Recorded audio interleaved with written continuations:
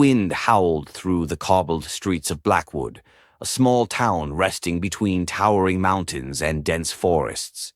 Winter had come early that year, bringing with it biting cold and endless nights. The townsfolk huddled in their modest homes, lighting fires and sharing whatever food they had left. But there was one house that remained untouched by the struggles of the town: Rutherford Manor. Sir Charles Rutherford, the wealthiest man in Blackwood, sat by his grand fireplace, sipping a glass of the finest French wine.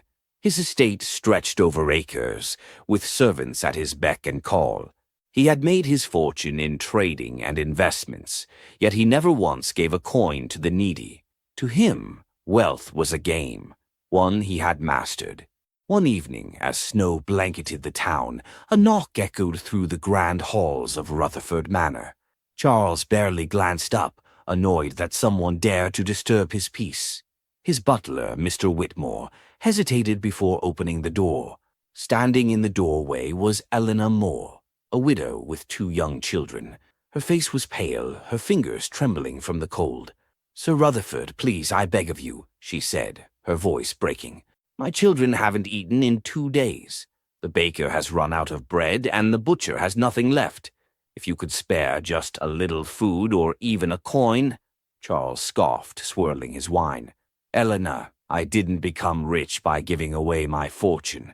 Go to the church. They deal with charity, not me." Tears welled in Elena's eyes. "The church has nothing left. Please, Sir Rutherford." "Enough," he snapped. "You should have planned better. Now, leave." Mr. Whitmore hesitated, looking at the shivering woman and then at his master. But he had worked for Charles long enough to know there was no use arguing. With a heavy heart, he shut the door, leaving Eleanor in the freezing night. Charles returned to his chair. Another knock rang through the manor. This time it was firmer, heavier. Annoyed, he motioned for Whitmore to open the door again. Standing outside was an old man, dressed in a thick, tattered cloak. His piercing blue eyes studied Charles as if seeing into his very soul. "You had the chance to show kindness," the stranger said, his voice like the whisper of the wind, "and yet you turned her away. Be warned, Sir Rutherford, a man who hoards his wealth will one day find himself with nothing." Charles scoffed. "Another beggar with foolish prophecies. Get off my land before I call the guards." The old man smiled, a chilling, knowing smile. "Greed blinds even the wisest of men." With that, he turned and vanished into the storm. That night, Charles struggled to sleep. The wind outside howled louder than ever, rattling the windows of Rutherford Manor. He tossed and turned until, suddenly, he heard something, a whisper. At first he thought it was the wind, but then he heard it again. "Greed leads to ruin." He bolted upright, his breath quickening. The room was dark, yet he swore he saw shadows moving in the corners. The large golden chandelier above him creaked as if something unseen lurked above.